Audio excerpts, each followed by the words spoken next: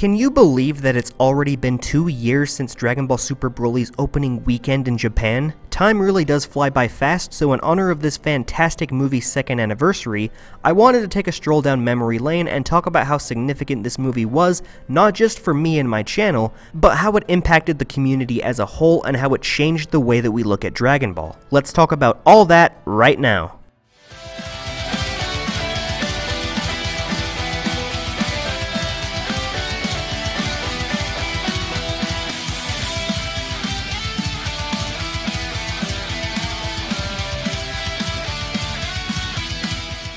How's it going, everyone? InnovativeJdawg here, and before we start today's discussion about Dragon Ball Super Broly, make sure you smash that like button to help push this video into YouTube's algorithm. While you're at it, if you're new to the channel and love Dragon Ball, click that subscribe button and hit that notification bell so you can stay up to date every time I upload a new video. With all that being said, let's get back to the video. Leading up to its nationwide release on December 14th, 2018, I remember the hype for this movie being insanely huge. To many, this felt like the perfect storm for Dragon Ball films because not only was it going to be the 20th total film in franchise history, but it was going to be the first ever movie using the Dragon Ball Super title, and it was going to be the first animated product to release after the anime ended in March of that year.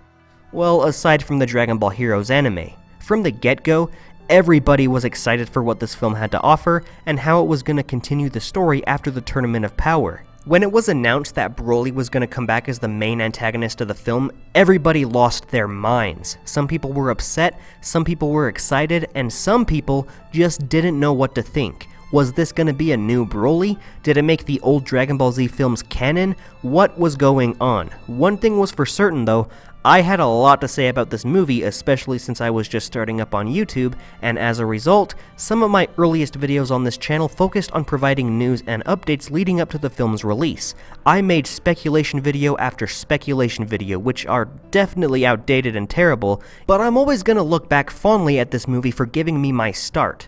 You see, every Dragon Ball YouTuber had to start somewhere. For people like Geekdom 101, they started all the way back in 2015 around the release of Fukkatsu no F. Then you had a few others start up in the midst of Dragon Ball Super, since they could make weekly videos back then. And then you have people like me, who hopped on the content creating train a little too late and the only content we had was the Heroes promotional anime.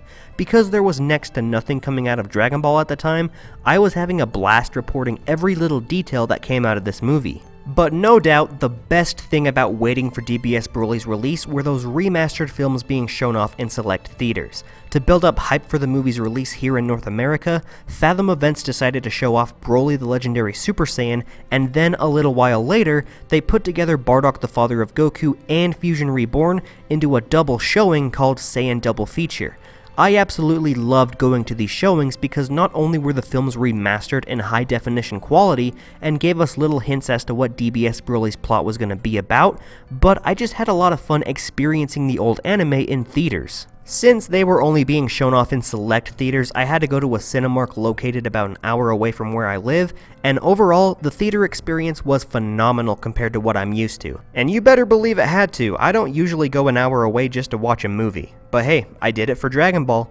The reclining seats, the surround sound, all the merchandise I got, everything was just perfect. Something really special though, was being able to watch these old movies with my dad and girlfriend because they had absolutely no knowledge about Dragon Ball. I was able to answer all their questions and they saw how much I loved this franchise. They learned why I love making content about it, and it was a whole lot of fun sharing my passion with others. Which is a major driving force as to why I make content now, because I just love sharing ideas and thoughts with you guys. Keep in mind though, just because I was really hyped for this film, I did want to reserve judgment because it felt like they were just shoving stuff into it just for the sake of shoving stuff into it. A rewritten and canonical Broly, the entirety of the Dragon Ball Minus storyline, which was a whole bag of problems, Frieza coming back yet again, that amazing reveal of Gogeta, it all got me really excited, but it just felt like there was going to be too much stuff bogging this movie down.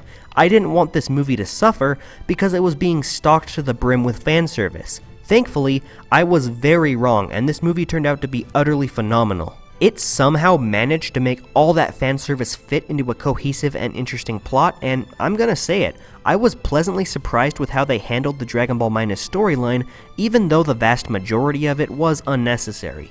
After I saw the movie for the first time, I made both a spoiler-free review and a spoiler talk video giving out most of my thoughts on the movie, but now that it's been about 2 years since the film was released and since I've gotten a lot better at making videos, I want to get around to remastering that review and go more in-depth with the film than I initially did, but that'll be another video for another day. What I want to do right now is not necessarily review the movie over again, but I just want to talk about some stuff that I liked about the film now that it's over 2 years old. So let's start things off simple by talking about the plot. As a film, Dragon Ball Super Broly balances out its story phenomenally by forming a cohesive narrative from beginning to end. The story of the film has a clear focus on the destinies of the three Saiyans, Kakarot, Vegeta, and Broly. It focuses on their origins, their growth as characters, and shows how their paths cross, and how they change as characters because of it. The narrative of this movie works because it's written to play out as a standalone movie with a clear plot structure. There's an introduction, a rising action, a clear climax, a falling action, and there's a resolution. But here's the thing, I don't think this movie's story is as innovative as I initially thought that it was. Yes, it works well as a movie, a dang good movie, but in terms of this being a canonical continuation of Dragon Ball's story, most of DBS Broly just feels recycled and sort of feels like a remaster of old content seen in the past. But that's kind of the point, isn't it? This whole film exists just to make Broly canon. It's meant to reinvent Bardock's story, and it also introduces Gine and the Dragon Ball Minus storyline into Super's continuity. Plus, it's supposed to be the canonical debut of Gogeta. This whole film is just the canon birth child of all those non-canon films that were shown off in theaters. This movie's not trying to be new and original, but it's trying to come across as if it were. The only new and original story that we get here revolves around Broly. His time on Vampa adds a new layer to DB-, his recruitment onto the Frieza Force is fresh and interesting because it's cool seeing Frieza use a Saiyan to get back at other Saiyans. Their invasion on Earth isn't really a new idea, but it's pretty cool, and then there's a huge battle between the three Saiyans resulting as the culmination of their destinies clashing.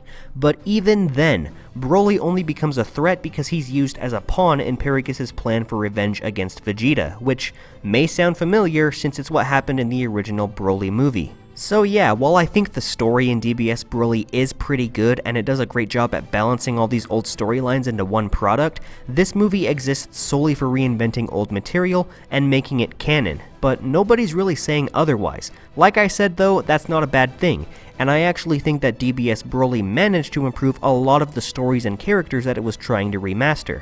For instance, Broly is no doubt the best part of this movie. As great as the old Broly was, this new version blows that old one out of the water. Back in the day, Broly was portrayed as a straight-up villain, and while that's not necessarily a bad thing, his motivation for being a bad guy just made no sense at all. This new version of Broly though, his character actually has several different layers that make him fleshed out and interesting. He doesn't just act evil because Goku cried next to him as a baby. He's just a kind-hearted guy who loves his father and wants to make him proud. I love his backstory with Ba because you're not only able to see the innocence behind this version of Broly, but you're able to see the toxic relationship that he has with his father. In fact, that's one of the major subplots of the entire film, the relationship between Broly and Paragus. Broly spends the entire movie following orders of his father, and he even gets upset when people talk bad about him, because at the end of the day, that is his father and he's going to love him no matter what. But unfortunately, Paragus only sees Broly as a weapon. Yeah, there are moments where he shows some compassion towards his son, especially towards the beginning, but ever since the two are exiled from planet Vegeta at the start of the movie, Paragus is dead set on getting revenge on King Vegeta and spends the next several decades training Broly non-stop so he can get his revenge. He lets his vengeance consume him and it ultimately cost him his life. I think the dynamic between Paragus and Broly is executed much better in this movie than what we originally saw in DBZ Movie 8. The two had a similar relationship back then, but the two were both clearly evil. There wasn't a clear contrast on either of their characters. Paragus was still wanting to get revenge on Vegeta for what his father had done to him, so that's nothing new. But Broly was clearly wanting to get back at Goku as well. This time around, Broly is just a victim, and he's forced to share his father's beef with Vegeta, which makes a whole lot more sense than him hating Goku. But another interesting thing about this Broly and how he's a separate character from his older counterpart was how his power was displayed. We all know the story of the old Broly, where he turned out to be the legendary Super Saiyan and whatnot, but he was always the legendary Super Saiyan. He was born with that power. In DBZ Movie 8, Broly isn't given room to grow. He's very strong from the beginning of the movie, and he's very strong by the end. This version of Broly, though, he was just born with an extremely high power level, higher than even Vegeta's at birth. The idea that this could be the legendary Super Saiyan frightened King Vegeta, and thus, Broly was exiled to planet Vampa. While the old Broly was gifted the strength of the legendary Super Saiyan from birth and displayed it from the beginning of the movie to the end, this Broly was untrained, and as the movie progresses, he learns as he fights, and his power grows like we've never seen before, just so he can match the godly powers of Goku and Vegeta, and even their fused counterpart Gogeta. I just think it's a very interesting change because now Broly has one of the biggest potentials ever seen in Dragon Ball, whereas back in the day, his power was just the result of a prophecy, and it sort of stayed in one specific spot without room to grow. But while Broly is the best part of this movie in my eyes, he's backed up by an amazingly written and put together film. Dragon Ball Minus isn't a story that I'm a big fan of, but I thought it was handled relatively well for the story at hand. I still love that scene of Bardock and Guine sending Kakarot away in his pod.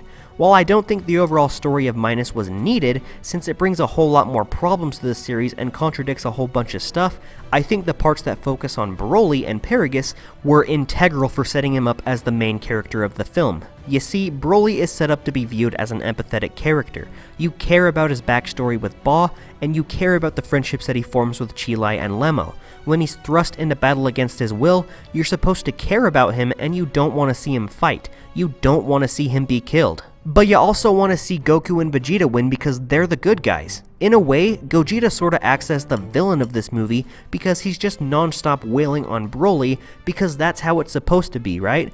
Goku and Vegeta are the good guys. Anybody against them are evil. But this movie flips that idea on its head. While you want to see Gogeta win, you also don't want to see Broly lose because you've grown to care about him and his story. This movie sets up the conflict between Broly and Gogeta in such a genius way, and the battle keeps you on your toes as a result. It's amazingly written. But I'm getting ahead of myself. I want to save all these hidden themes and story details for whenever I get around to remastering my review for the movie. I want to close off this video by just talking about how much this movie impacted the Dragon Ball fandom moving forward. This movie, like I said at the beginning of the video, was massive. It shattered records and introduced the franchise to many new fans, and because it capitalized on reinventing old material, older fans were reeled back in as well. Dragon Ball Super was at its highest popularity around this time, and it sucks that Toei didn't pick the Super anime back up after this film dropped. It's been 2 years and we still have no confirmation on whether or not the Dragon Ball Super anime is gonna come back, but we do know that several credible sources have stated that it's gonna come back eventually. We just don't know when that will be. Thankfully, the Dragon Ball Super title has lived on through the manga and is moving on to a new story arc after the Moro arc, so it is possible that the anime could be coming back relatively soon, but until we get any sort of official confirmation, it's all speculation at this point. 2 years later, while its popularity was never capitalized on, Dragon Ball Super Broly is still such a fantastic movie and raised the bar for the franchise in terms of animation and sound production. Dragon Ball has never looked or sounded better than this movie, and I cannot wait for Shintani's styles to return whenever we do get the second season of Dragon Ball Super. Furthermore, the concept of writing Broly, Bardock, and Dragon Ball Minus and Gogeta into canon material has opened up the gateway for many non-canonical stories of the past to be adapted and retold in different ways. The idea of Cooler, Janemba, and even Bojack returning is now a possibility, and it's all thanks to this movie. So what do you all think of Dragon Ball Super Broly 2 years after its release? Is it one of your favorite Dragon Ball films? Leave your comments down below and let's have a discussion.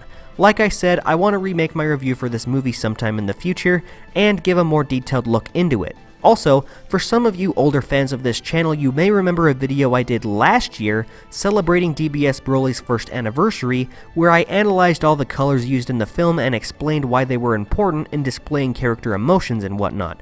That video unfortunately got copyright struck and was taken down as a result, but I have some good news.